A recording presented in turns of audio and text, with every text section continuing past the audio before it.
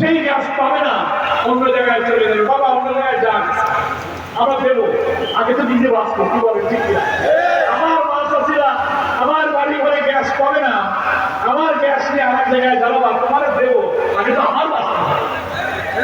এই জন্য অন্তর্বর্তীকালীন সরকারের কাছে আমার থাকবে, আমরা সুযোগ পেয়ে আমরা উপদেষ্টাদের সাথে কথা বলার সুযোগ পাই, আপনাদের দাবিগুলো আমরা নিয়ে যাচ্ছি। অবশ্যই গ্যাস ডিস্ট্রিবিউশনের দায়িত্বে যারা আছেন, ভোলাবাসীর উপরে সুবিচার করুন। উই ওয়ান্ট জাস্টিস এই স্লোগান, গণঅভ্যুত্থানের স্লোগান, ভোলাবাসীর উপরে বিচার করা যাবে না। ঘরে ঘরে গ্যাস দিতে হবে। কেন বরিশাল থেকে ভোলা পর্যন্ত এখনো সেতু হয় না?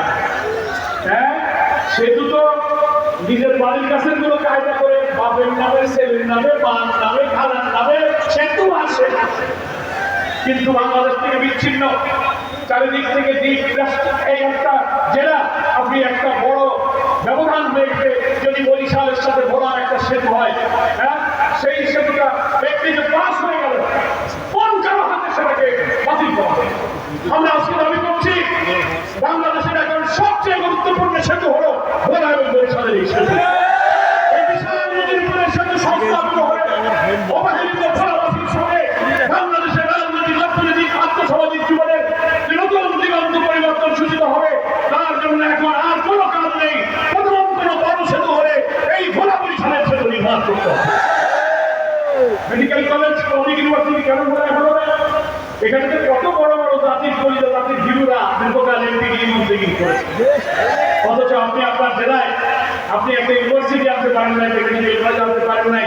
আমাদের ঢাকা থেকে এসে, বরিশাল থেকে এসে মেডিকেল কলেজ, ইউনিভার্সিটি করতে হয়।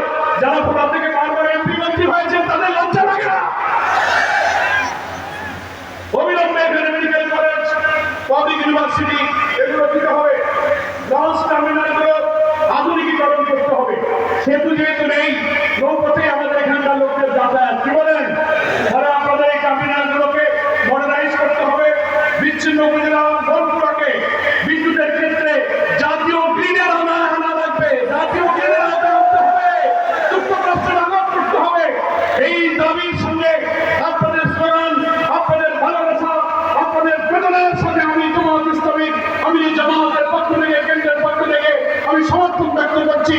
আমরা উপদেষ্টা, সবার উপদেষ্টাদের সাথে কথা বলার সুযোগ যখন হবে, আপনাদের বিষয়ে ইনশাআল্লাহ আমরা কথা বলবো। আমার প্রিয় ভাইরা, আপনারা আজকের এই সম্মেলনে এসে কেমন লাগছে? ভালো লাগছে তো নাকি বলেন?